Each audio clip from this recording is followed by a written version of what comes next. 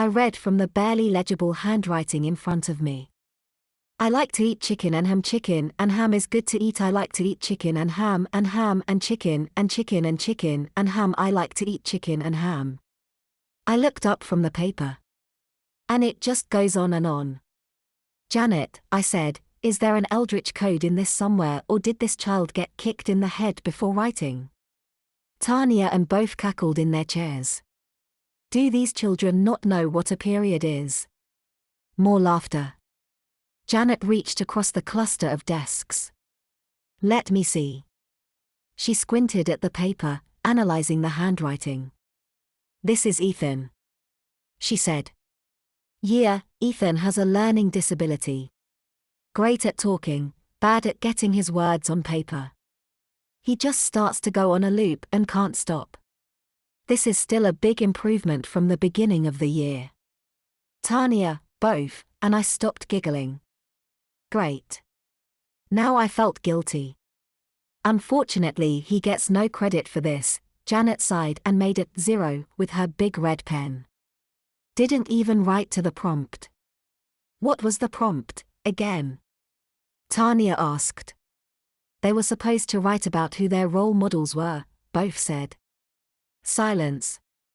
Chicken and ham. A whisper by me. Ham and chicken. A little louder from Tanya. Chicken and ham and chicken. Both. Even louder. Ham and chicken and ham. Janet shouting. We all burst out laughing. All of us. Even Janet. Sometimes you just had to laugh at this stuff. It was better than crying, anyhow. Janet flopped her head down on the desk. Kill me. Just kill me. Dead, please. Thank you. More laughter. We were all gathered in Janet's room.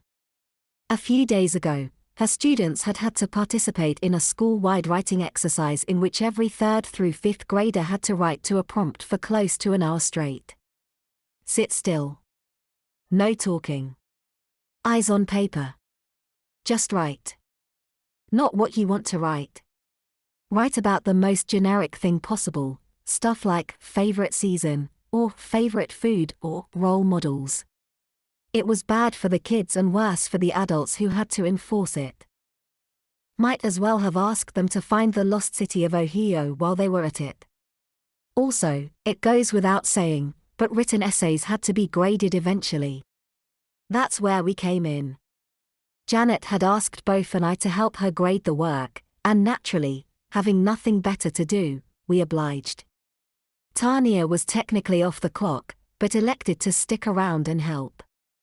We pushed some student desks together, I was left to supervise of course, divvied up the stack, broke out some pens, and indulged in the ages-old habit, that tradition passed down from teacher generation to teacher generation, grading papers, talking trash, making jokes, and quietly worrying about how good we really were at our jobs.